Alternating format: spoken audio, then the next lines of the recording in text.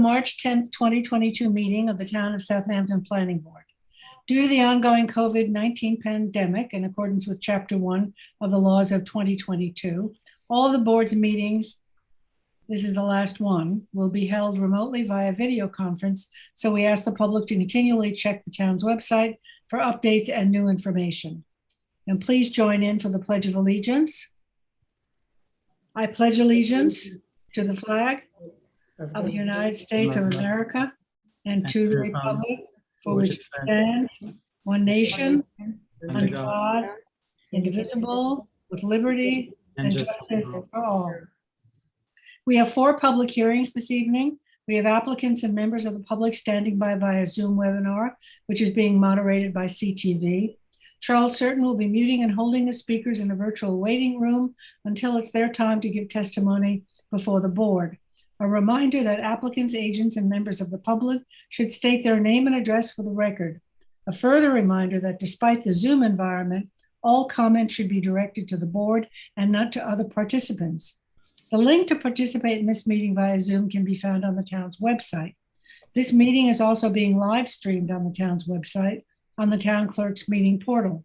If you're having difficulty accessing the meeting, please visit the town clerk's meeting portal and click on the instructions link. Public comments can be made via Zoom, by email, or by uploading them to the town clerk's portal on the planning board's page. You will see on that page a button you can click to upload your comments. Please do not use the Zoom chat function to register your comments. Any comments made via the chat function will not be included in nor made part of the record. Instead, you may either speak at the hearing or submit your comments in writing after the hearing. Board members who must recuse themselves from any application will state so on the record and will be removed from the meeting until the end of the hearing. Additionally, in accordance with the legislation, these hearings will be recorded and transcribed and will be made available to the public. This is our final Zoom session of the planning board. The next meeting, March 24th, will be live in Town Hall in the town board meeting room.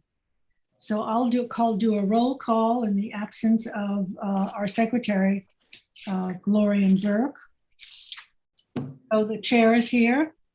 Vice Chair Dennis Finnerty is absent. Secretary Gloria Burke is absent. Board member Robin Long. Present. Craig Catalanato. Present. George Mutu. Present. Tom Neely. Present.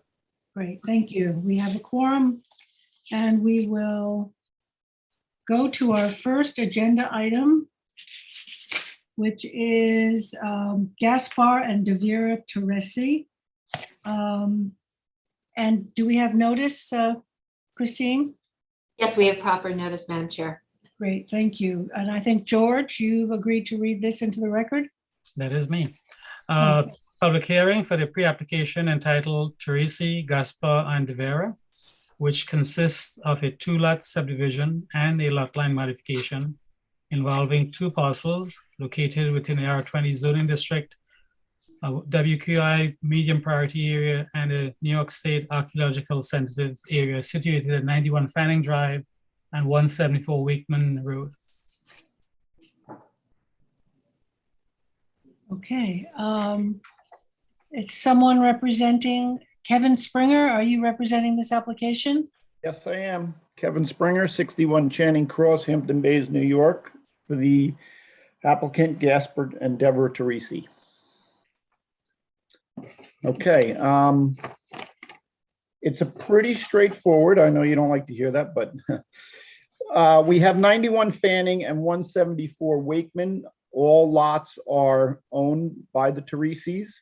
The lot line modification is for the 174 Wakeman parcel, and then the subdivision is for the 91 Fanning. The reason for I'll start with the lot line modification is that Mr. Teresi, after building his pool, the landscapers built a stone wall, which then went into the 91 Fanning property. And since they knew that they were going to be subdividing it down the road, we decided to wait till now for the lot line modification. The 91 Fanning has two dwellings on it right now, a single family, two-story dwelling in basically the middle of 91 Fanning, which is the middle of both lots right there. Yes, this is Jackie has. And then we have a one-story cottage way in the back, which is a little hard to see there. The idea is that they are both going to be demoed. They are both very old in nature. And we will be proposing two single-family dwellings, 4 bedrooms max. The plus to that is that they will both be getting the new IA systems. The lots will be about 32,500 each once subdivided, which is a nice piece in a R20 zoning, and also on a street that has been subdivided many times in the same fashion. They will still be the largest lots on the block. I don't know if you have any questions. That, like I said, there's not a whole lot to it. It's a pretty straightforward subdivision, but I'm here to answer. Any questions from the board? You know it's in the archaeologically sensitive area. Yes, I'm aware. I have sent out, obviously, all the notices were sent out. I received every one of them back, but have not heard from, in writing, email, phones. I haven't heard back from anybody at this point. So I will be waiting to see if the archaeological has anything to say. As for the Board of Health, we were about 3/4 of the way through there with basically just straightforward stuff, nothing out of the ordinary, shall I say. Okay. Is there anybody who wishes to speak to this application from the public? I see no hands. No hands. Okay, there's no further discussion from the planning board. I'll entertain a motion to close with a 10-day written comment period. Motion. Motion by Robin, second by George. All in favor? Aye. Opposed, abstentions, 5 in favor, 2 absent. Thank you. Thank you, Mr. Springer. Thank you. Have a Number good 2, night. thanks, is the Southampton Farm Supply. Do we have notice, Christine?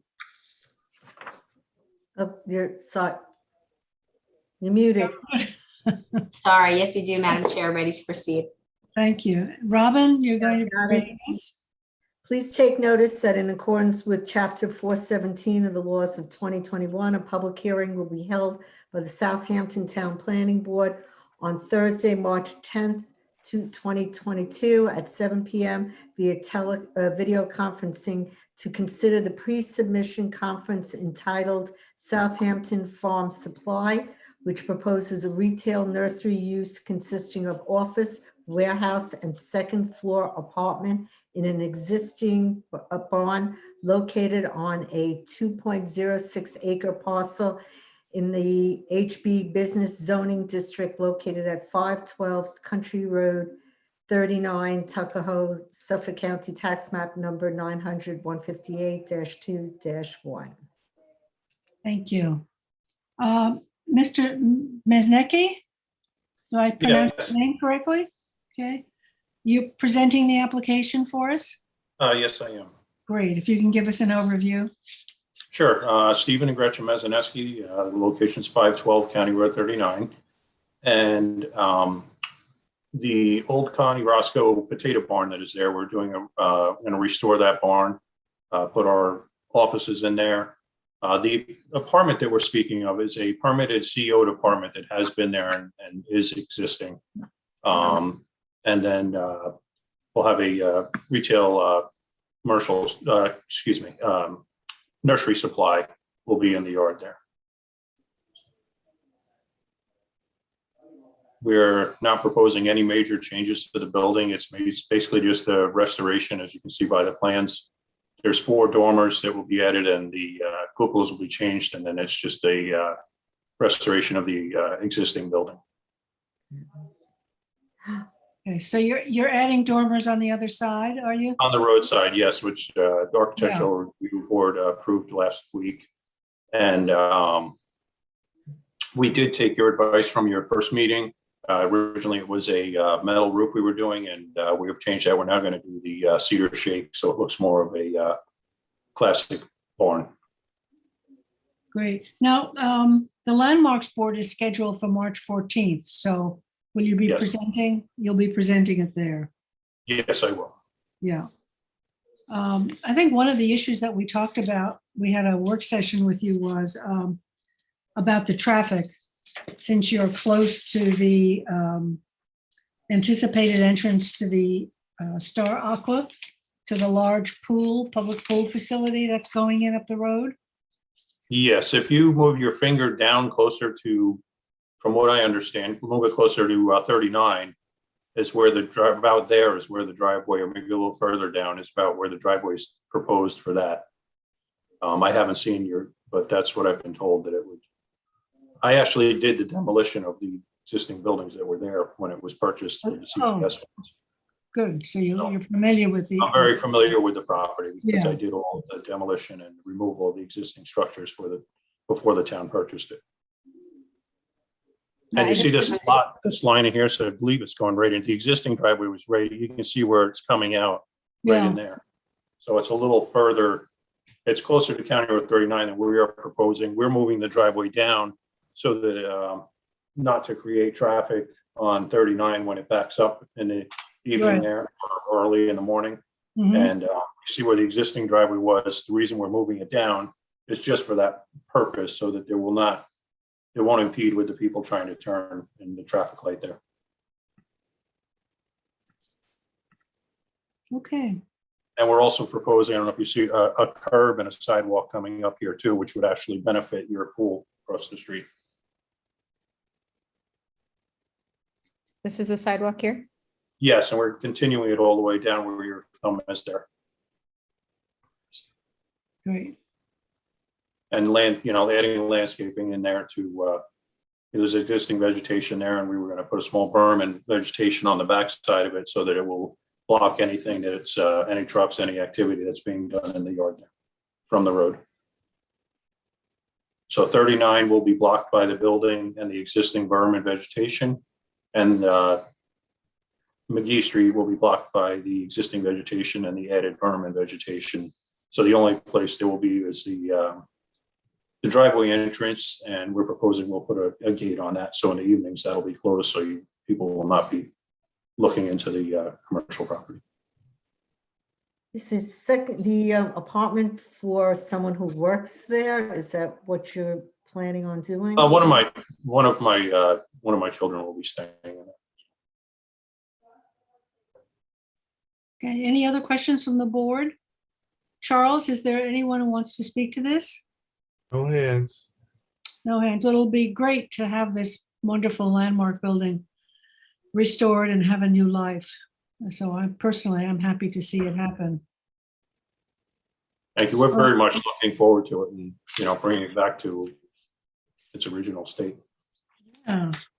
So let's see, is this pre-application or? It's pre-application. Pre-submission. It's pre-submission, so it's a 30-day written comment period. And so I'll entertain a motion. Motion? Motion by Robin, second by I'll second it. Craig, all in favor. Aye. Opposed, abstentions, 5 in favor, 2 absent. Thanks very much. Good luck with the Thank project. Yep. Thank you, guys. We really appreciate your help. Good. Okay, so number 3 is the subdivision aspect of the key capture energy. We should probably discuss them both together, no, Jackie?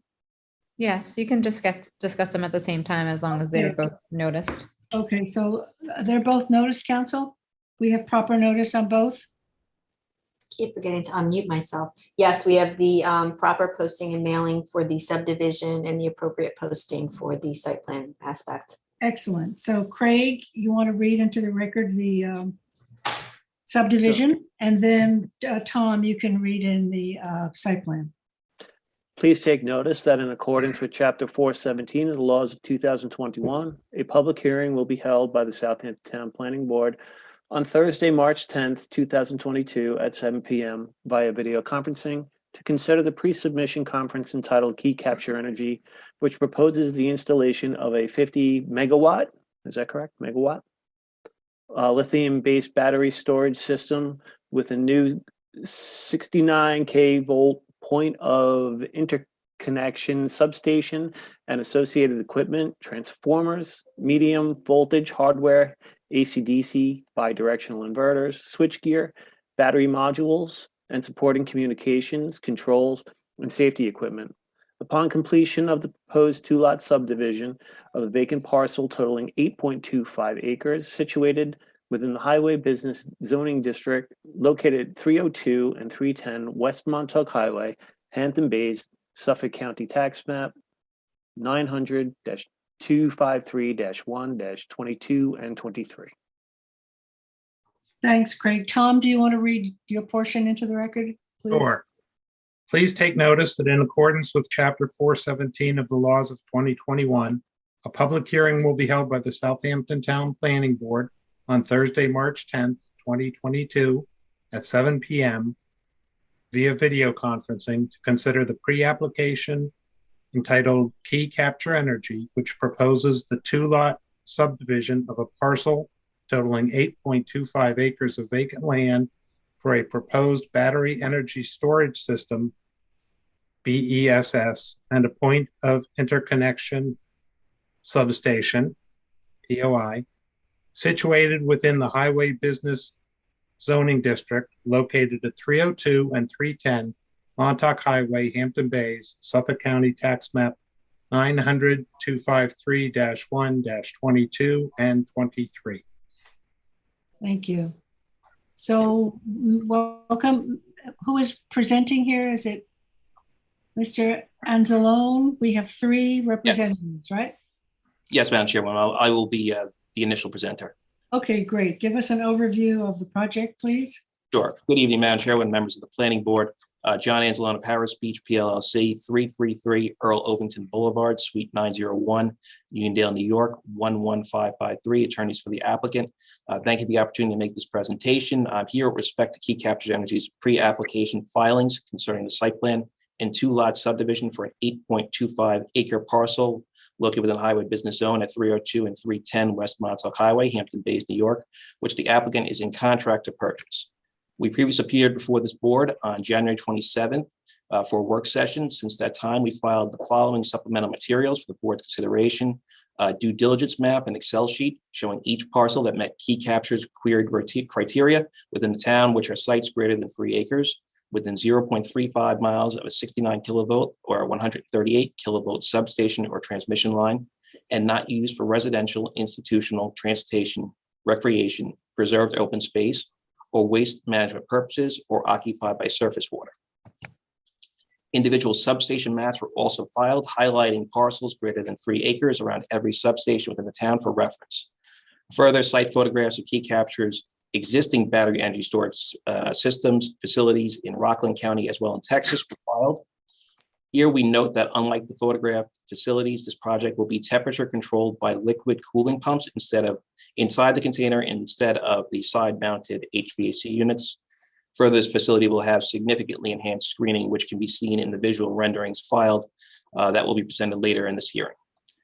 The two-lot subdivision includes a western lot totaling approximately 6.22 acres for use by the applicant as a utility-scale battery energy storage system in excess of 600 kilowatt hours, which requires special permit approval from this board.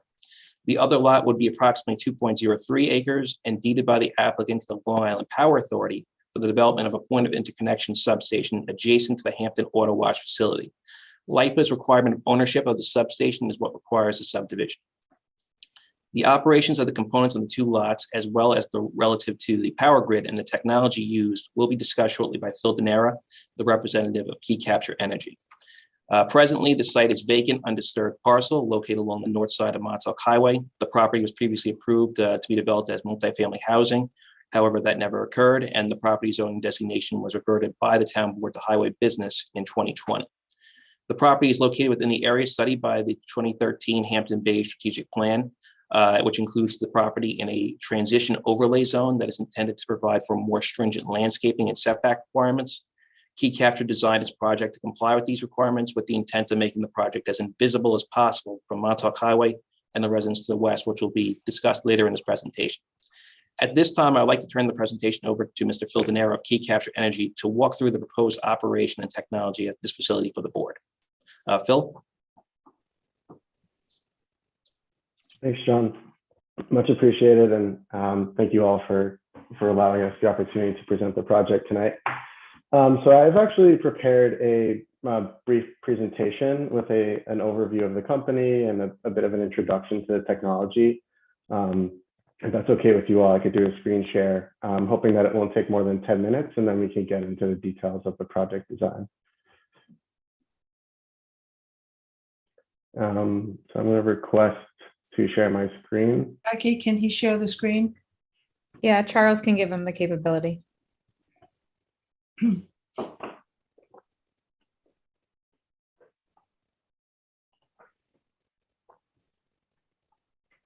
can share. How do I don't see an option to share. Typically I see one at the bottom of the screen. Should be a green button at the bottom of you. Oh, there it is. Okay.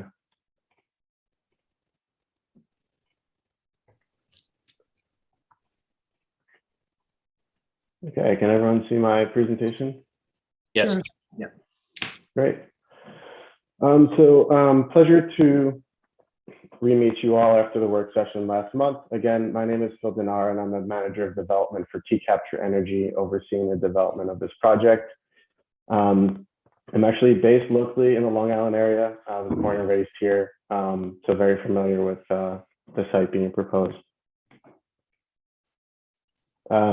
Just going to go into a brief overview of Key Capture's background and New York's energy landscape, a brief overview of battery energy storage system technology. We'll introduce the project and also show the visualizations that John mentioned. We did note a number of questions that were raised during the work session and do have some responses that we can go over during the Q&A session as well. So a brief background on Key Capture. We were founded in 2016 as a utility scale energy storage company. We are headquartered in Albany, New York, in the capital region, and also have offices in Houston and Salt Lake City. And we are currently one of the largest owner and operator of battery energy storage systems in New York, including our KC Newark 1 facility, which is a 20 megawatt project just outside of Stillwater, and is currently the largest operating project within the state. And this is a photo of that project right here. We've been developing standalone energy storage since 2016, even prior to the state's adoption of the CLCPA, which mandated a 3 gigawatt energy storage target by 2030. During Governor Hochul's State of the State address in January, that energy storage target was actually doubled to 6 gigawatts, and NYSERDA is in the process of developing its Roadmap 2.0, which will inform how the state will meet those goals. So Key Capture is currently developing a portfolio of over 900 megawatts of standalone storage throughout the state to support the state's initiatives. As I mentioned, we're headquartered in Albany. We give preference to local consultants and contractors. We are actually a startup New York business partnered with the SUNY Albany program, and we are active participants advocating for renewable energy and standalone storage through both the New York Battery and Energy Storage Technology Consortium and ACE New York. Our two operating projects are our New York 1 facility, which is our 20 megawatt project and the largest in the state. And we have also contracted a project in Pomona County, Rockland County, with Orange and Rockland, which is serving as a non-wires alternative solution to defer expensive transmission infrastructure upgrades to meet peak load demand. I briefly covered most of this, but this is just a depiction that I like to show that shows the quick ramp up of energy storage deployment in the United States from a Wood Mackenzie research article. As I mentioned, there's a 3,000 megawatt target by 2030, which has recently been doubled. And all public utilities are mandated to procure a certain amount of bulk storage systems. And NYSERDA is also released a number of procurements and is expected to release more competitive procurements for standalone energy storage systems. Most recently, PSE&G Long Island in January completed their bulk energy storage solicitation for up to 175 megawatts, which this project was submitted and participated in. PSE&G is still reviewing those bids. And some of the benefits of energy storage, as previously mentioned, enhancing power reliability, servicing peak demand, greater penetration of renewables, and deferral potential transmission upgrades. One question that was proposed during our work session was specific energy load within the town of Southampton. So we actually did go back and do some research on this. Just a brief overview on Long Island's grid. There's multiple parties involved with the supply of large-scale energy. There's the New York Independent System Operator. That's a non-for-profit organization that is responsible for managing, planning, and dispatching energy resources onto the large-scale grid.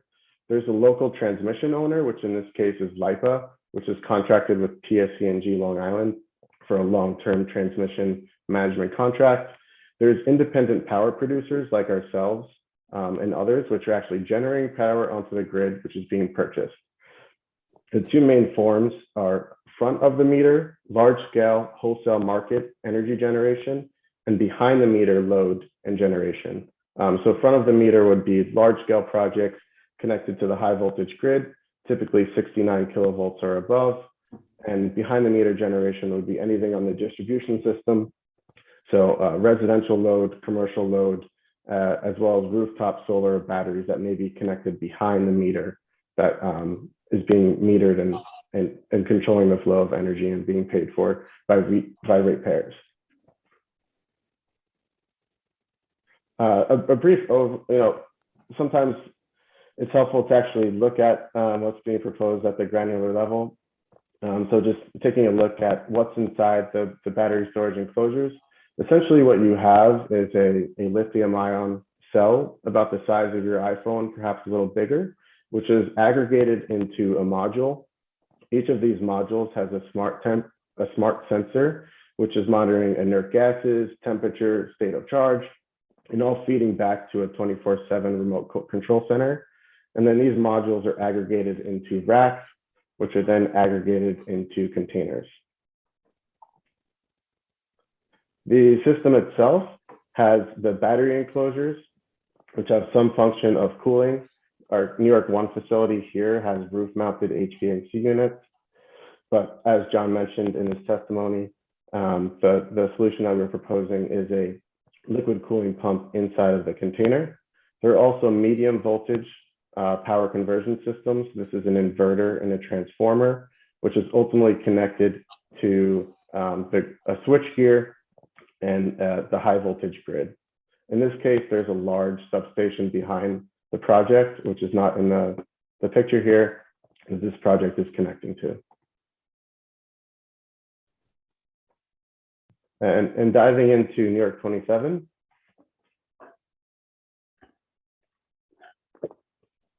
All of our projects begin with a comprehensive analysis of the grid to make sure there's sufficient headroom for both charging and discharging onto the grid. We signed a multi-year purchase option with a landowner back in May of 2020. This is a multi-year development process, which is largely driven by interconnection, land, and permitting. So on the interconnection side, we're performing a number of grid studies with the New York Independent System Operator and LIPA and PSE&G Long Island. We have secured the land option and are actively permitting the project, doing our site design and environmental due diligence. One additional question that came up during our work session as well was disproportionate siting of some of the proposed projects in Southampton being located in Hampton Bays. So I just wanted to provide a brief overview of how we go about identifying sites. What you see here is an overview of the town of Southampton. There are only a few high voltage transmission lines and substations running through the town. So there's that you can see right here. So we have an internal GIS team which ran a number of queries so that we can get our initial prospecting list of properties. So as John mentioned, at least 3 acres within vicinity to high voltage infrastructure, and certain filters on land to ensure that we're properly citing projects. Based on this information, we came up with a short list and then began to perform landowner outreach and actually visiting the site to determine the most feasible location for a project. A few reasons why this site was ultimately selected. It's relatively flat, absence of wetlands, outside of a flood hazard zone, outside of the Central Pine Barrens, not on agricultural land, and currently a special use with special as of right zoning district with special exception. We have received a letter of no impact from OPRHP. The project is not near public assembly, and we've done our best to mitigate the impact from a visual and sound perspective.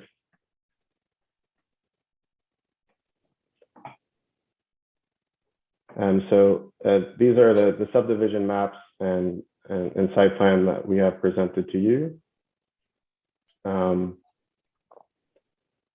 When we think about energy storage, it's important. This is a 50 megawatt project, but it's also important to note the duration of energy storage, because that's the ultimate factor in driving the impact to the electrical grid.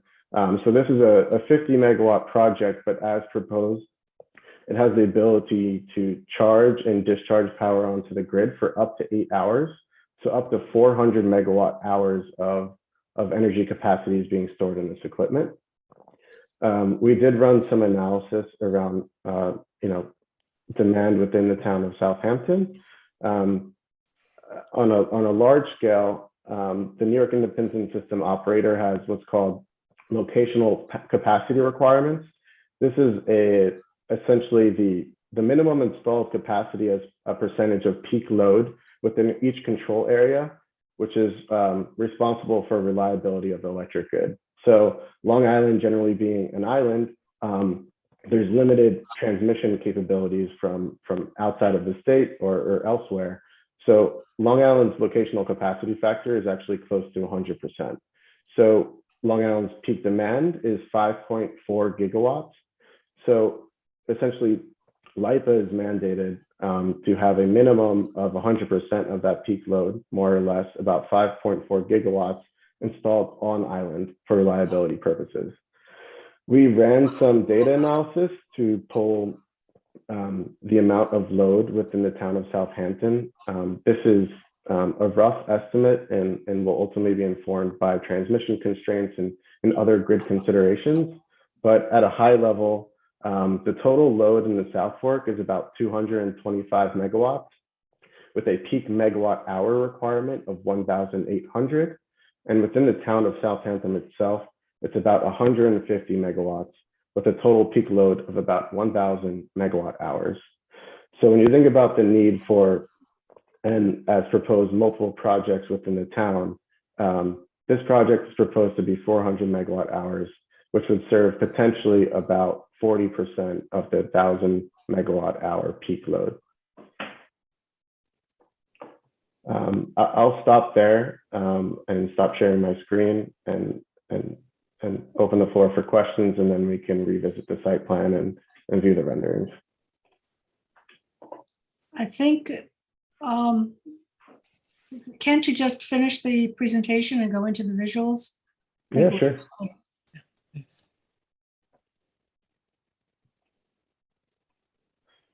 So these are the 3 renderings that we've proposed.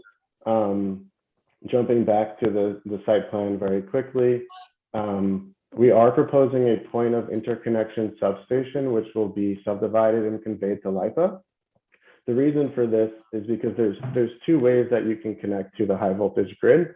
You can either connect directly to a high voltage substation. Otherwise, you need to, connect along a high voltage transmission line and build what we're proposing here, which is a three-ring bus for LIPA to control. Essentially, the purpose of the substation for any point of interconnection along a transmission line is such that LIPA can cut off power for energy flowing one way or the other way or at the project. So LIPA has the right to break off power for our project right here in the case that we needed to perform maintenance or they needed to perform maintenance. And they could also cut off electrical flow from power coming from the east or power coming from the west in the case that they needed to perform maintenance on their transmission system from one side or the other. From the point of interconnection substation, we are connecting directly via a over-the-fence connection with an aluminum hard bus. So this is our main power transformer here, which will reduce the voltage of the energy flowing through the system from 69 kV down to 34.5 kV. And then all these boxes right here with inside of the battery enclosures, this is the medium voltage power conversion system. So there'll be underground conduit running to the main power transformer at 34.5 kV. And then each of these power conversion systems is dropping the power even lower and from AC power to DC power for safe transfer of energy into the battery modules themselves. So what we're proposing here are 30-foot containers. So there's 4 of each in a container set, and there'll be 8 containers each tied to a power conversion system. We've designed the site plan for a single curb cut, so we are requesting an easement that will be granted to LIPA for access to their substation. And then going to the visualizations. Phil, I'm sorry, could I ask a question? Yeah, sure. How do you reverse the system and then draw power out of it once the batteries are charged? I see the power reduction. How do you ramp up the power? Same flow. So this is AC electricity flowing between the medium voltage power conversion system and the main power transformer. So essentially, power can be charged up into the battery modules. So power would flow, following my mouse, power would flow into the main power transformer, be ramped down in voltage, and flow into a power conversion system, dropped down to an even lower voltage and to DC power to charge up the batteries. And then both the main power transformer and power conversion system have the potential to flip both ways. So in cases where we have a fully charged system and we're discharging onto the grid, we would control that from our operations and dispatch the project, and likewise go in the complete opposite direction. So power would flow to the power conversion system, ramp up in voltage and back to AC power to the main power transformer, and then onto the electric grid. Oh, that's cool. So it steps up throughout the process back into the grid. Yep, and that's the great thing about energy storage. As we think about incumbent fossil generation, these are fossil resources that take time to heat up and cool down. Battery energy storage is instantaneous. So in addition to storing large amounts of power, we actually are able to provide additional ancillary benefits to the grid. So we help to regulate frequency and voltage on the grid, and other ancillary services that are very specific to battery energy storage systems. So when you think about additional transmission upgrades in the future to incorporate large amounts of offshore wind, there's additional benefits to the transmission grid that the battery energy storage system is providing, in addition to just charging large amounts of energy. Essentially serving as like a capacitor. At any part of the process, is there a danger of a chain reaction and, in a sense of in some kind of failure?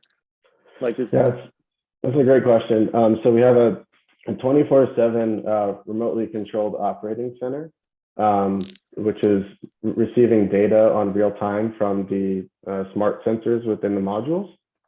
In the case of an emergency, as you're most likely thinking about fire, for example, we actually have the power to isolate equipment. So if our smart modules were to detect that there was a high fluctuation in temperature or an additional release of inert gases from a specific unit within the system, we can isolate that so there's no longer energy flowing from the grid into the system. Have our team come and do an on-site investigation and any maintenance that may need to occur without needing to shut down the entire system. So it's very modular in that sense, and it's all driven by data that's feeding back to our team in real time. Mm-hmm. Bill, can I ask a question? Sure. In the few years you've been operating systems elsewhere in the country and in the state, have you had any incidents of failures of any of the components? We have not had any fire incidents. We have had, incidents where we, had our sensors inform us of some sort of misnomer, and in which case we had to isolate portions of the system and perform maintenance. But for the large part, our systems have been operating successfully. So I have a question about noise. I think we discussed this in the work session. Sure, and I'm gonna stop sharing because I actually can't see you when I'm presenting, so it's really difficult for me to get a sense of you all while I'm presenting my screen. So I could reshare to show the visualizations after questions. So my question was about noise. You have a lot of air cooling systems. I mean, the plant that you showed us had surface mounted, and then now you're talking about interior cooling systems. But what is the noise level of that? Sure. So the three main sound point sources are the cooling system. In this case, we're proposing a liquid cooling pump, which is inside the battery enclosures. As you saw in some of our other photos, we've also built systems which are roof mounted or side mounted HVAC units. But this technology is progressing really rapidly, and as it does so, there's been a lot of advancements in design and packaging, one of them being cooling. So we're proposing a liquid cooled system in this case. The other sources of sound are the main power transformer and the medium voltage transformers. One of the variances that we are requesting for the project is a mitigation wall around the exterior of the project site, which would serve as both visual and sound mitigation. But with that proposed wall, we're in the process of performing a sound study specific to this site. We've completed a number of sound studies for other projects on Long Island and out of the state, and believe that with the proposed mitigation wall, we can be in compliance with the sound code.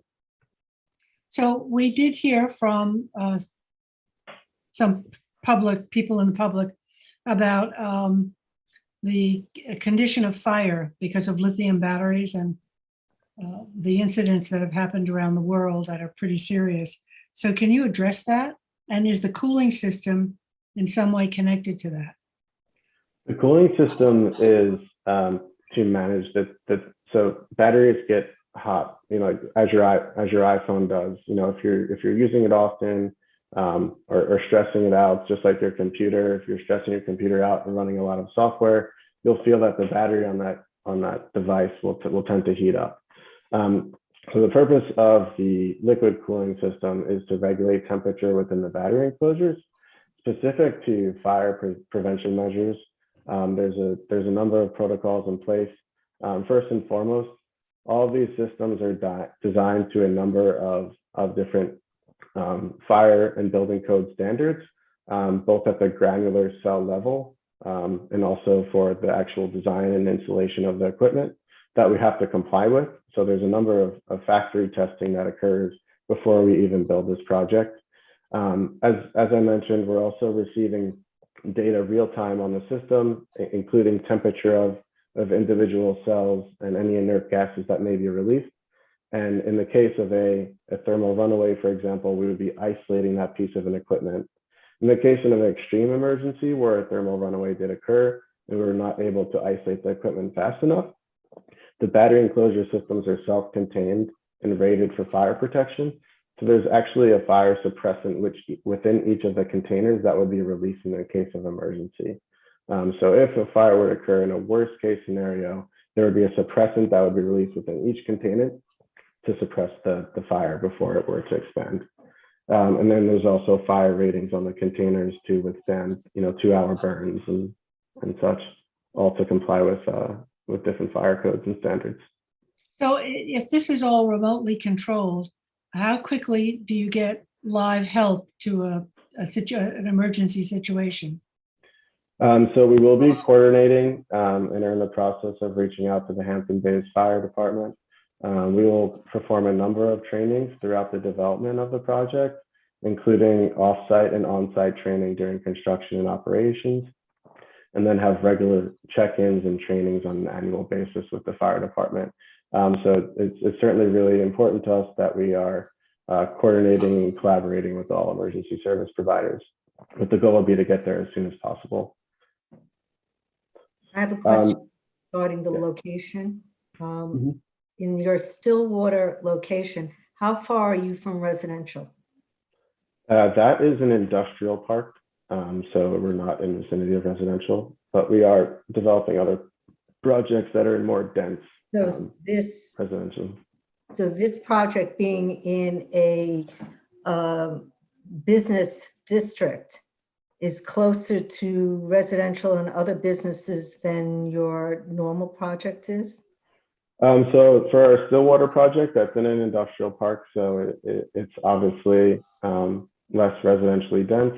Our Pomona project is sited at utility land, though it is closer to residences, being in Hudson Valley.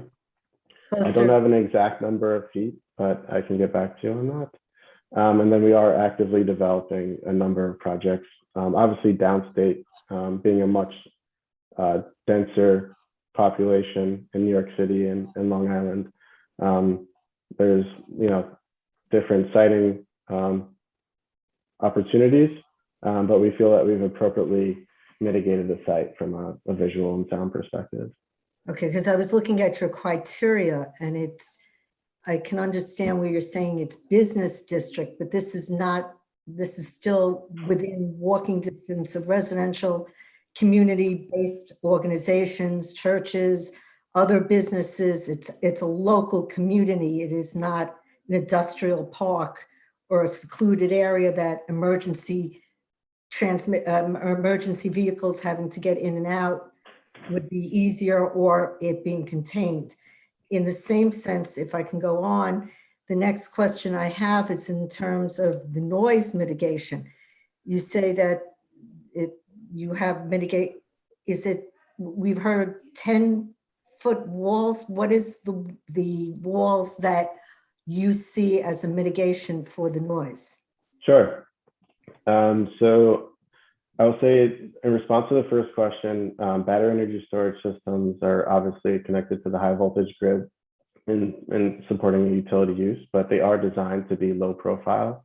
And so we are proposing to be in accordance with the sound code. And in terms of visuals, it might be helpful if we go to the visual renderings. But in terms of impact to the community, it's an unmanned system operated completely remotely. So from an impact to the local community, there's already traffic concerns along Highway 27. This is obviously not going to exacerbate that issue. So we think this is actually one of the best uses that you can propose at the site. I don't understand which town code is this in compliance with? I'm speaking to the sound code within the town code, the sound ordinance within the town code. Okay, to be able to meet the town sound code, what is the height of the walls that are necessary, the mitigation that you're recommending? We're proposing a 12-foot mitigation wall. One or? So it's shown here in the site plan. I will go back to it. So the wall is proposed to go around right here and right in here and across. And then we're proposing to exceed the buffer requirements to both the western and southern borders of the property. So jumping into the visual rendering, these are renderings that were created by H2M. So this is Montauk Highway driving west. We're proposing about 85 feet of maintained existing wooded vegetation. supplemented by our own landscaping. And then in front, behind the landscaping would be the proposed 12-foot mitigation wall, which you can see better from this angle. So this is the access drive. This is approximately 85 feet of existing wooded vegetation, and then our plantings. So it would be a 12-foot wall. Then we have these battery storage units that are 6.5 feet tall. And then I noticed there's 2 towers also.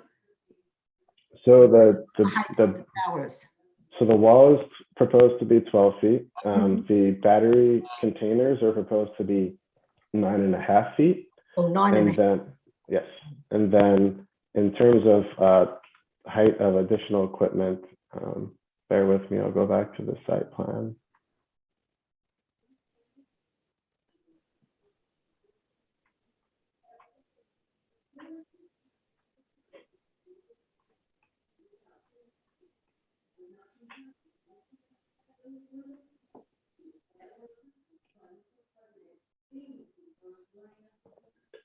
So we're requesting a height variance for one would be the H frame. So this is a 55-foot structure, which is going to hold up the overhead lines entering and leaving LIPA's transmission easement and into the substation. This is tucked in the northeastern corner with the car wash here. You know, as seen from the road or neighboring parcels, there would be limited to no visual impact. And then we're requesting a height variance for lightning rods within the substations. So there will be 2 to 3 lightning rods within the substation. If I may go back to the visualization here, that's actually what we're showing here. So the impact of those lightning rods is in our opinion, quite minimal. And from the front of the road, this would be the impact that we're showing. So it's 2 55-foot towers. Do they have to, are those in with our code on fall zones as we do on transmission? Do they come under those regulations? Or how do we judge 55-foot tower as electrical towers? What code is applicable to that? I don't know who the question is for, but I have to look into that, Robin. I'm not certain. Okay, because we do have regulations For regarding cell towers. cell towers. Correct. And this is looking like it's very close to Long Island Railroad. And I'm not even sure what other businesses or if there's a fall zone issue with this. Do we have code on this at all? I'm not certain. It's not coming to mind. Jackie, do you know? Wasn't there code written? We have a battery storage code, which I can share. I have a copy of it, but Does that have that battery storage code? Does that entail or anticipate this size of a battery storage system? And does it entail the towers? Because I don't remember this coming up in any other projects we've done on battery storage. I don't believe it speaks to the towers. It obviously would speak to the storage as a whole, but I don't think it speaks to the towers, but I'll verify that. I'm not even sure it speaks to this size of a development either. So, Mr. Denaro, if I could just ask a question about this. From the work session that you gave to us, it's my understanding that you need to be near a LIPA station, a transmission infrastructure. We have another application, active application, where the connection is underground. There are no towers, there are no high structures. So have you looked into that? Because I agree with Robin, you know, 55-foot tower on top of everything else is could be visible. So could you consider an underground connection to LIPA? Underground connection. So I believe they're proposing underground connection because they're going directly into an existing LIPA high voltage substation. In this case, as I've as outlined, we're proposing to interconnect along a high voltage transmission line, which is why we need the point of interconnection substation. So slightly a different interconnection route in terms of how we're interconnecting the projects. Could you make it underground if you reconfigured it? Considering there's existing overhead infrastructure riding by the property, I would, ultimately that's going to be LIPA's decision because this is their grid and they're going to have final say on how the project is interconnected. But I will say, from a grid design perspective, it definitely makes a lot more sense to go overhead here. And, we believe that we're having a fairly limited impact in terms of visuals if you look at the renderings that we've proposed. Phil, So- can I ask a question? Does this, Sorry, Jack, go ahead. Let me just to follow up on this and then we'll get to the other questions. But is it my understanding that we have to deal with LIPA separately on this application? No, we will be requesting all approvals for the project, but LIPA will be an interested party for the purpose of SEQA review. Okay, so George, you wanted to ask? Phil, the rendering from the road, trying to see through the trees to look at, obviously you can't see, or it seems as though you can't see those towers or frames at the back, but do you have actual photos of what the lightning rods look like that's not hidden by the trees and what the towers or frames look like? Yeah, sure. I have one photo of an existing project that was created. We've built in Texas. I will note there were much less visual screening that was required being in rural Texas, but this will give you a sense of what's being proposed. Yeah.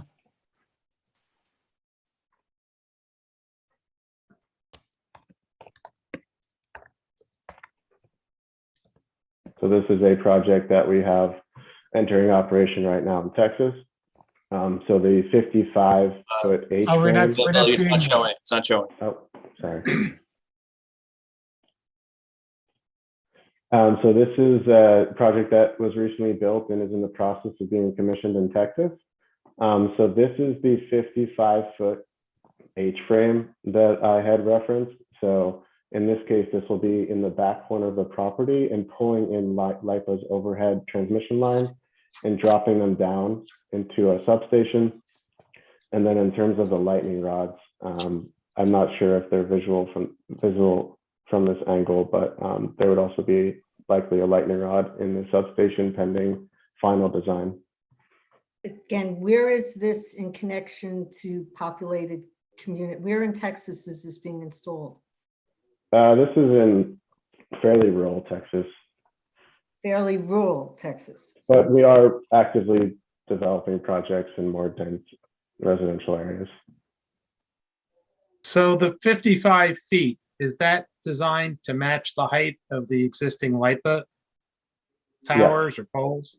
Yeah, we're essentially taking LIPA's overhead lines and pulling them directly into our substation, and that's why the 55-foot steel H frame would be required. And there's no alternative to that?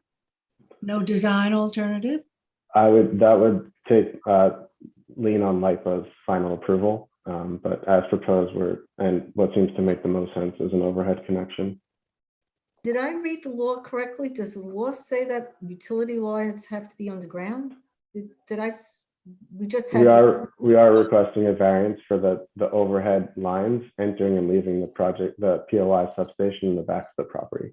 Yeah, I'm looking at B, utility lines and electrical circuitry all on site. Utility lines shall be buried underground. So We do get a few hurricanes out here, and LIPA's lines do go down.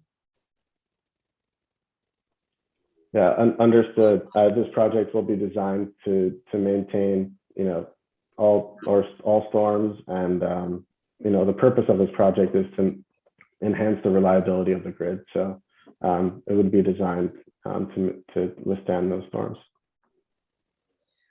Well, I think you've heard again the concerns of the board, and I think there are some community people, if we can just to bring them in to hear them.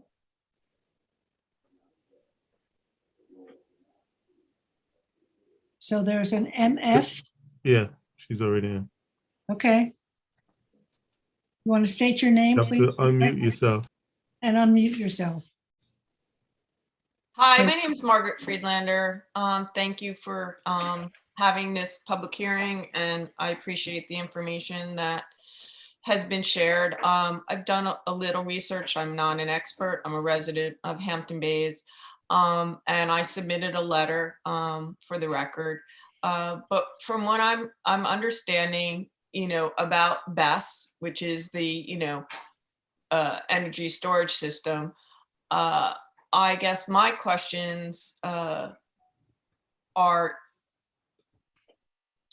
the first one would be is, what research has been done by the members of the planning board and or, Southampton authorities having jurisdiction about BESS? I included in my letter a link and an attachment to the NYSERDA New York Battery Energy Storage System Guidebook. It's not required by law to do any of the recommendations, and it's my understanding this technology is new and it's moving rapidly. So there's not a lot of pre-existing case studies. But what is the planning board's familiarity with BESS? It's new to us. We are just getting several applications in on these, and we are as interested to learn about them as you are, and have requested a special workshop given by the planning staff to the planning board. Yeah, I'm glad to hear that because, in addition, and I won't go through my full letter, you guys can read that. You've already brought up fire safety issues, you've brought up noise issues. There are strengths and weaknesses about, current industry practices. I've heard the gentleman who's making the proposal, why this site was selected, but it is near residences, it is near restaurants and shopping areas. So I would disagree that in the presentation, I believe, and excuse me, I'm paraphrasing, that it's not in an area of public gathering. It is in an area of public gathering. And I know that there's definitely several locations in terms of site requirements and what the criteria is. It could be in the transmission network. It could be part of the distribution network near load centers. It could be co-located near variable renewable energy generators. And I know a lot of this is based on cost savings and efficiency. So I guess one of my questions would be, is the reason that the overhead connection, I've heard what you've had to say, but is there a cost consideration that's really driving that? So is it okay that I address the question? Okay, yeah, address the board. So from the overhead connection perspective, this is ultimately a decision that will be driven by LIPA.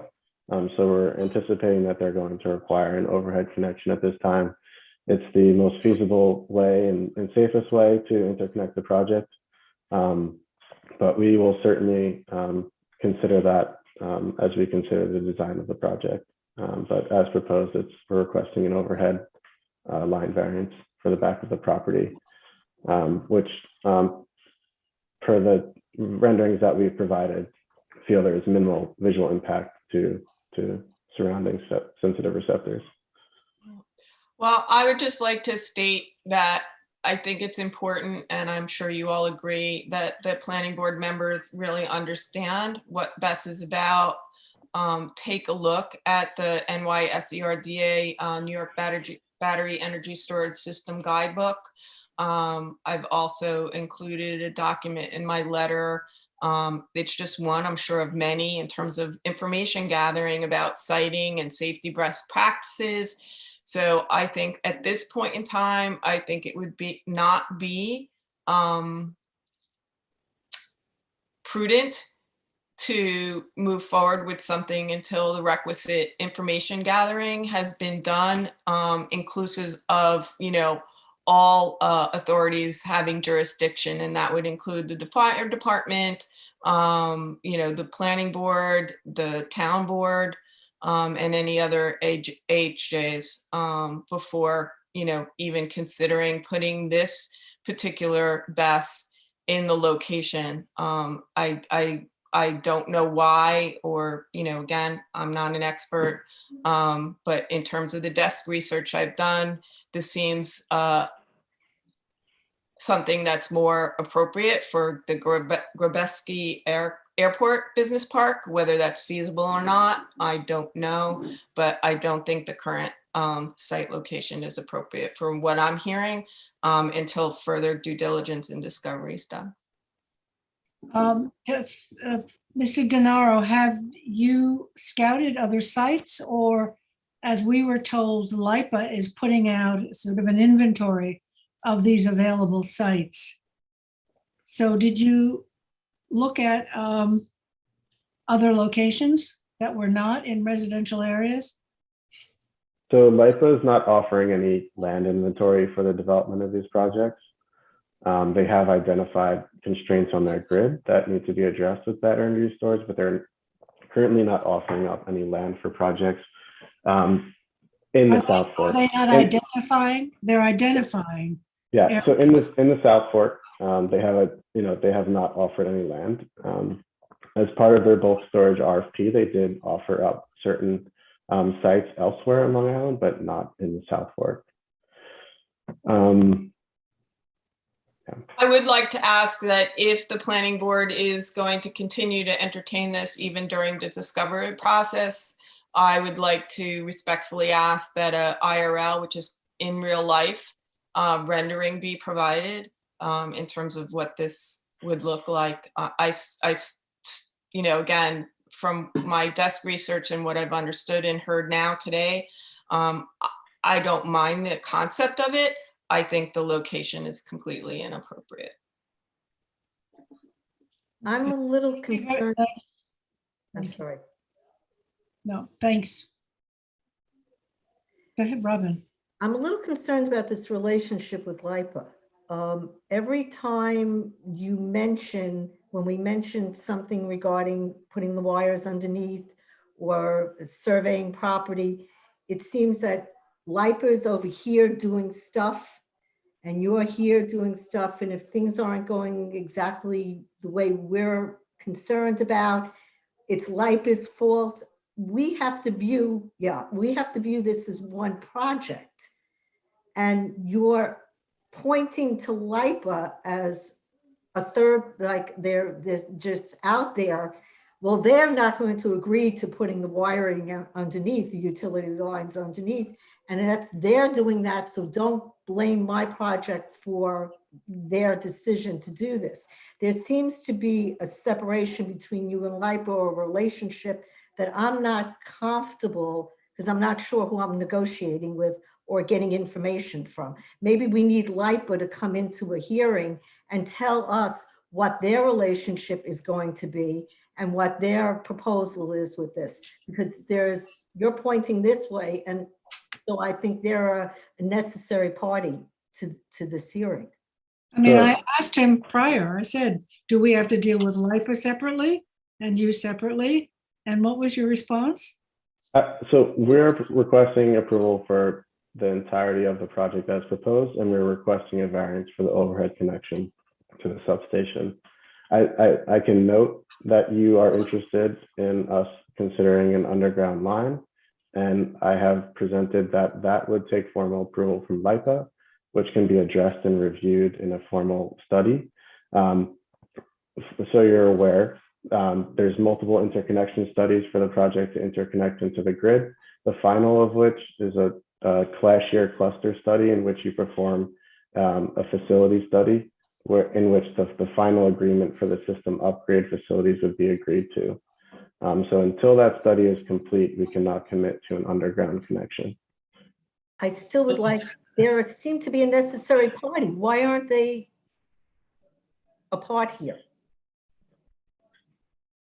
I mean, it sounds like we're being asked to approve something, site plan subdivision that still then we get a separate approval from LIPA that could be different from what you're asking for here. Absolutely. Which isn't how it really works, right? If we're doing a discovery with planning staff, if it's possible, I think we should have somebody from LIPA who's in charge of this program present to us separately as well. Exactly what the parameters of this type of projects are going to be, because we're likely going to see more of them. We have 2 before the planning board at present. We're probably going to see more in areas that many people feel are not appropriate for it, right?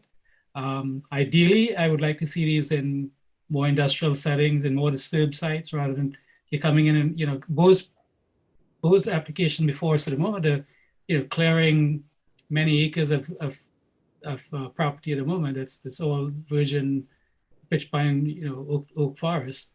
And yeah, clearing can occur for any development happens outside, but it just seems a little bit incongruous that we're trying to project a cleaner energy grid while clearing down 8 acres of trees. Right. It's a bit If I contradictory. might add, it kind of contradicts what the town board has asked for in terms of open space. Okay, so is there anyone else wishes to speak to this, Charles? Madam Chair, can I I ask see. a question? How can we close this hearing? We can leave it open. Because I think until we have LIPA before us, or if I don't know, does PSEG have part of this too? There's who? PSEG. PSEG. PSEG is LIPA, right? I mean, they're, No. no? No. Yeah, PSC&G Long Island manages LIPA's grid, so any coordination would be with PSC&G Long Island. PSEG I Long think Island. before we close a hearing for even any period of written, you know, whatever, 30 days, whatever it is, I would still think we should have the other necessary parties here, be it LIPA or be it PSEG or be it both. I see no other hands, by the way. So who wants to respond to that? Mr. Anzalone? Sure. So let's start off with some concepts. So first off, the reason why LIPA is not a party to the application is Key Capture is the contract vendee for both lots. They are developing the LIPA lot for LIPA. Mason, they are developing it. It's at their cost. They're constructing it. Who is this? This is Key Capture Energy. This is the company that you're representing. Correct. They're the ones who are constructing the substation. And then once the substation is complete, they are the ones who are deeding it to LIPA. The reason that LIPA has it for their own requirements, that they need to own the substation. And while LIPA is not a party, LIPA's standards are what Key Capture has to build to. Now, the existing substation that the other project that you're referencing to, Canal Southampton, that connects to existing substation, and that substation connects by overhead wires across the LIR. And that was a design that that LIPA did in about mid-2000s. So it was built around 2006 to 2008. And I can actually show you a picture of that. Hold on one second.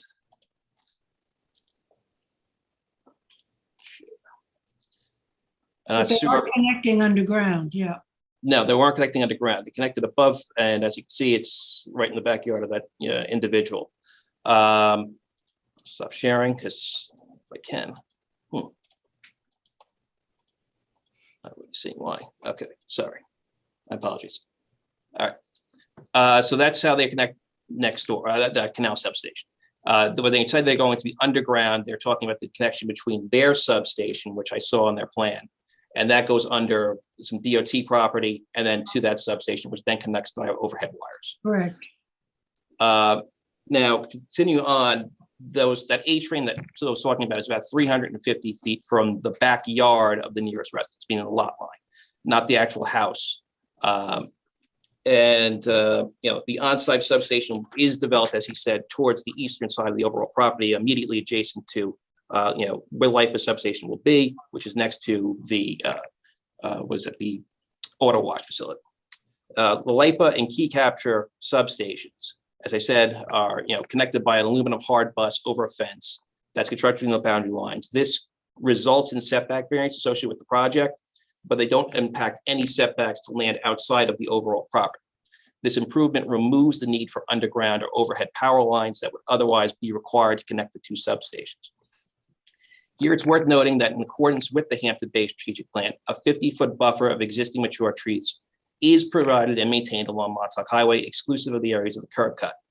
And the additional vegetated strip will be provided, as Phil said, between the improvements and Montauk Highway to further screen the improvements of vegetation.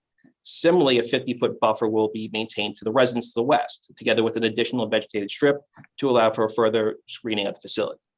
From the street and residents to the west, the combined effect of the screening is mature trees will, depending on the time of year, partially or nearly fully block the view of the high structures, which are solely the substation equipment and lighting masts, located as far east as possible, while low evergreen vegetation, together with the sound, will block the views of the approximately 10-foot high battery energy storage modules and converter equipment. In addition to the property's location outside of the, along a major transmission line, as Phil said, there was a number of reasons why this was picked. Regarding flat topography, no wetlands outside the flood zone, outside of central pine barrens, not an agricultural land. So when this area was not selected for preservation by the town board, it has not been sought after for purchase of open space. The town board had this application in front of them last year, or actually 2020, I believe, and they reverted the highway, the zoning to highway business. And it's from, was designed for a multifamily, but it was especially for this property. But that, special purpose zoning district that is no longer of any relevance. The project is not likely to place in a public assembly. When I say that public assembly, I'm talking about churches, things like that. I'm not talking about the Bordy Barn, even though it's open on Sundays. It's not, what is considered a traditional public assembly use. There are some single-family residences nearby, but again, they're 350 feet away from anything they can actually see. There's small offices in the area, a car wash, pool supply store, industrial chemicals wholesaler, a LIPA transmission line, and the LIRR right-of-way, obviously right next to the property. Can you tell us what other properties you looked at? Sure, Phil can actually speak to that.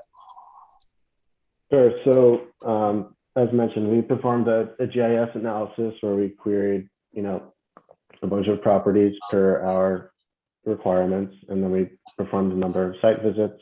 We've submitted all of that documentation to Anthony Trezza, so he does have it. But included in that is an Excel list of parcels that we looked at, as well as a number of due diligence maps. So we have that information? Yes. Okay. Has anyone notified the property owners, regardless of the setback and the easements of this proposed development?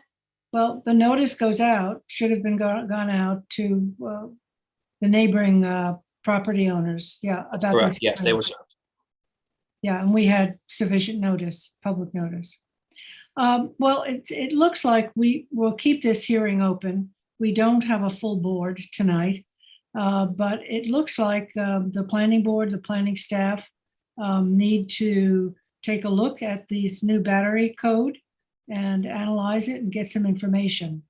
So if everybody is in agreement with that on the board.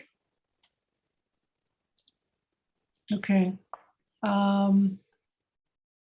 And there are no further public comments. Thank you, Margaret Friedlander, for your comments. And you put that in a letter to us, right? And thanks for the team on this. And we may even have you in for a work session, So Jackie, you would have to make an action on the adjournment, and the next available meetings would be March 24th or April 14th. Well, I think it has to be April because we're not going to get anything done. Okay. By then. So Are you requesting anyone to come from PSIG or from LIPA? if we schedule a work session on this, Jackie, will LIPA, hopefully you come, Phil, Dinara, and whoever of your team, and someone from LIPA? I can request, I can make a request. Arrange for that? Okay, good. And then we'll get a fuller picture, which I think we all need and all want. And it is- I'll defer to John. Yeah, just one thing I want to note there. Obviously, Phil can request LIPA to attend, but he cannot compel them. Obviously, they're beyond his control. But yes, he will make the make the request. And they're in I actually work in the same building as LIPA, so I can. Well, go that's down a- Would it be LIPA or PSC&G or both? If you, I mean, did you make the request? We'll be working with PSC&G Long Island. I'm sorry, Phil, your audio is quite muffled. We will be requesting likely to PSC&G Long Island. Okay, so we're going to adjourn this until you want to be a date specific? It would either be Yes. April 14th. April 14th or April 28th are the two meetings in April. Jackie, do we have a scheduled meeting with planning staff to get some more information? I'm educate not people? aware, but I was gonna reach out to everyone tomorrow and let them know that you want that. I'm not aware if there was a date chosen yet. There wasn't a date, but we've requested Janice, who was putting Mike on into it, I'll speak to them tomorrow. okay? Would So a representative of the fire department be, Well, we'll figure it out. We're in the process of reaching out to Hampton Bays Fire Department. So I'll let you know. you might want to also reach out to East Quogue. Okay. Because 'Cause they're we- right up the road. Yeah, we do a lot of mutual aid out here when there is a fire, especially a potential here, you might have several, fire districts. As far as we're from West Hampton Beach, where I'm a member, or Southampton, right? Because these things can go on for a long time. Landers. And we do a lot of mutual aid when we have issues. That it's all volunteer out here, so Right. you don't always have a full staff that you can send out at short notice. Right. Okay. And I would think the town fire marshal, I'm sure, I would hope they would be in the loop. Town fire marshal, okay. Why don't we make it April 28th? If we can do it earlier, fine, but we need to have a meeting and a work session on this with all of the representatives.